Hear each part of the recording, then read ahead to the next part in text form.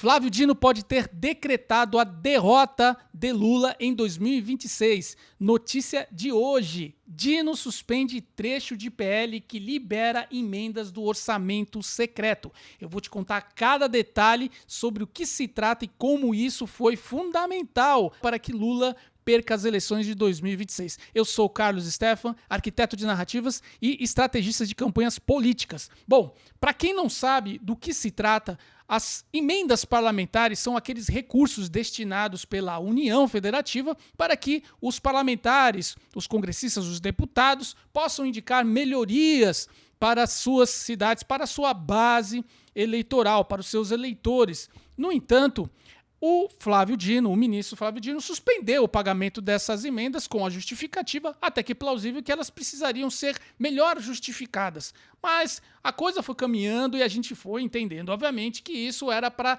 estancar ali a força da oposição e fazer com que os deputados pensassem duas vezes antes de votar contra qualquer projeto do governo Lula. E isso permaneceu durante muito tempo, o ano todo, faz muito tempo que as emendas não são pagas. E agora, neste final de ano, ele suspendeu de novo. E isso foi importantíssimo para que Lula não tenha êxito na sua reeleição. E por que eu digo isso? Uma vez que o governo não tenha o que mostrar, e isso depende muito da base dos seus deputados, a gente sabe que hoje o Congresso ele tem uma divisão por parte dos deputados que são base de oposição muito divididas.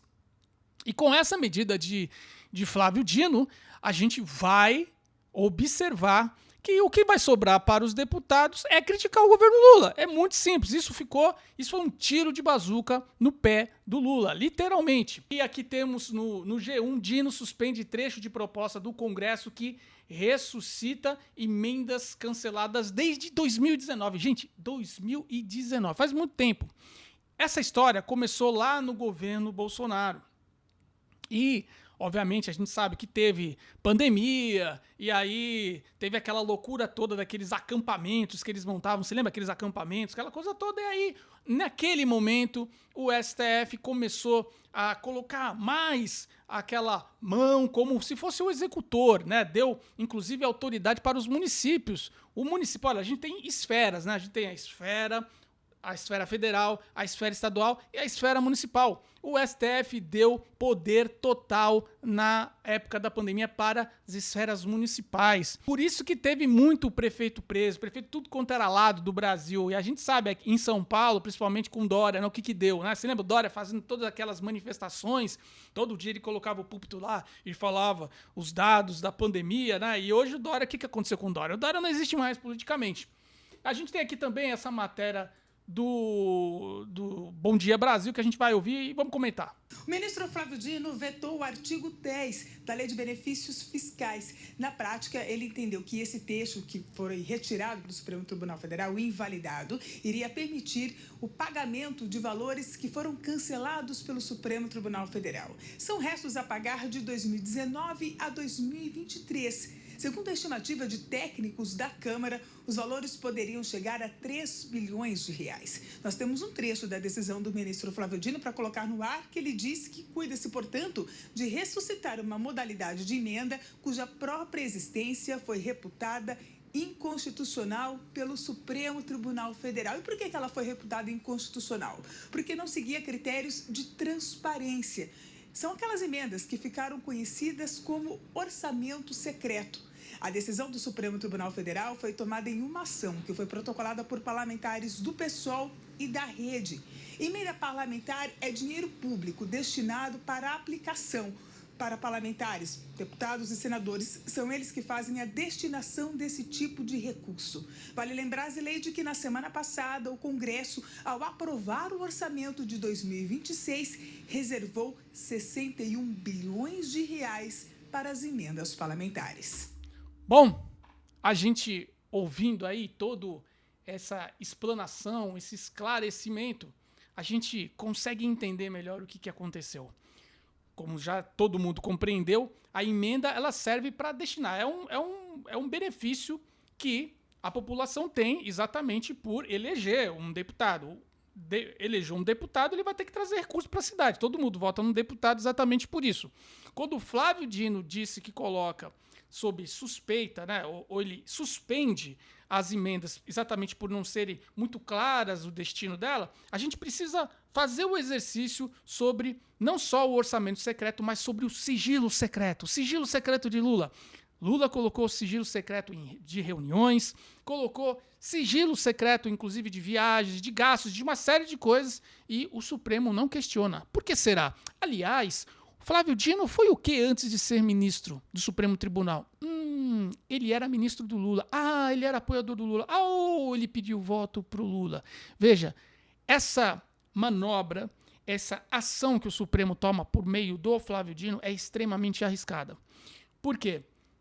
No próximo ano, ano de eleição, Lula terá que mostrar resultado, que não foi mostrado.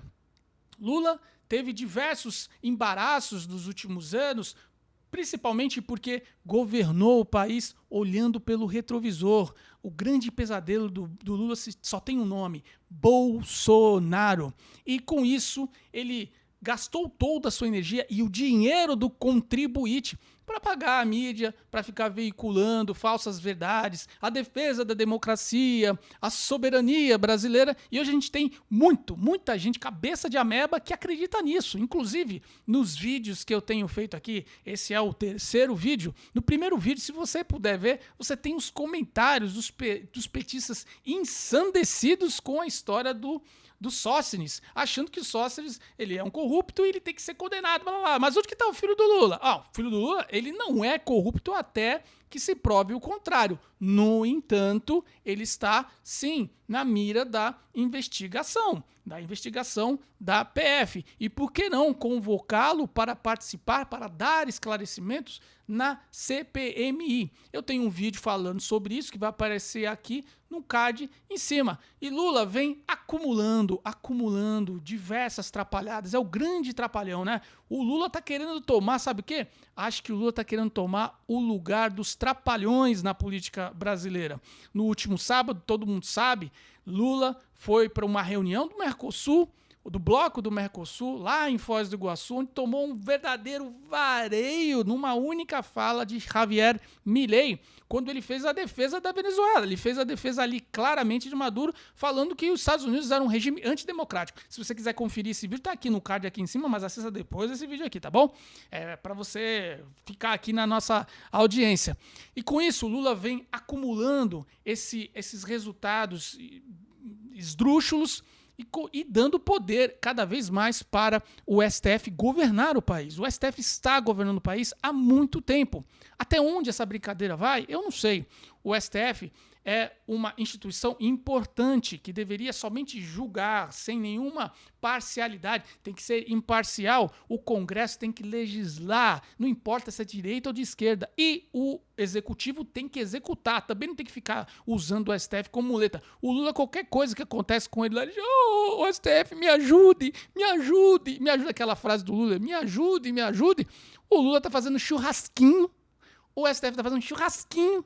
O Congresso está de olho, o Senado está de olho. E o resultado, a gente sabe, no próximo ano, o Lula vai passar poucas e boas. Possivelmente não será eleito, mesmo com toda a força da máquina, mesmo com todo o dinheiro, mesmo com toda a mídia comprada. Vai ser muito difícil o Lula conseguir sobreviver a esse verdadeiro pesadelo que ele tem politicamente na vida dele. Eu acredito que o STF, no próximo ano, não vai poder continuar dessa forma, né? Legislando, executando e principalmente intervindo nas questões políticas. E a gente sabe que as eleições são uma grande temperatura para isso. Agora, nós vamos ter muitos países, não somente os Estados Unidos, mas do bloco do Mercosul. Aliás, hoje o bloco do Mercosul está todo composto por países governados pela direita. Nós temos também poucos países que são governados pela esquerda. Aqueles países envolvidos com o narcotráfico, como o Brasil, como a Colômbia e a Venezuela do ditador Maduro. E onde isso vai dar? Vai dar na derrota, na queda do lulapetismo. Flávio Bolsonaro tem um grande desafio. Agora ele precisa unir o tico e o teco, precisa aí unir as pontas, fazer com que os partidos de centro, aqueles partidos que estão sempre do lado que ganha, né, que vá para o lado logo no primeiro turno, sacramentar logo esse trem aí, deixar o Lula aí passar suas férias aí vitalícias até o fim da sua vida, né? Agora, também aqueles que foram eleitos pelo voto do bolsonarismo, como Tarcísio de Freitas, não pode escorregar, né? Não pode ser um bagre com manteiga, como a gente fala, né? Não pode ser isso, né? Tem que se posicionar, não pode ficar dando charadinha. A gente sabe que o Tarcísio ele está se configurando como um player do centro. E a gente sabe que isso está sendo muito notório para as pessoas. Bom, pessoal, é o seguinte, Dino suspendeu o trecho da PL, ele praticamente suspendeu o pagamento de tudo, não vai ter nada. Os parlamentares estão uma pizza. Foi um tiro de bazuca. O Lula agora vai ter problema. Vai ter mais problema. O Lula não fez nada esse ano, não fez nada no ano passado. Você lembra que ele falou, nós vamos plantar, nós vamos colher, nós vamos plantar, nós vamos colher. Não plantou, não colheu, não fez nada. O Lula não fez nada. O Lula acho que foi mais no banheiro. O Lula fez mais cagada do que, basicamente, alguma coisa que se preste para a população brasileira. 80 anos, ele poderia muito bem agora estar tranquilo, na velhice, na melhor fase da vida dele, descansando, já é sortudo, foi libertado da cadeia. Não, ele quer arrumar confusão para os outros. A gente espera, sinceramente, que isso acabe o quanto antes, com ele perdendo na urna. O Lula tem que perder na urna, né? E o Brasil que respire ares melhores. Deus abençoe o Brasil e nos proteja de todo mal.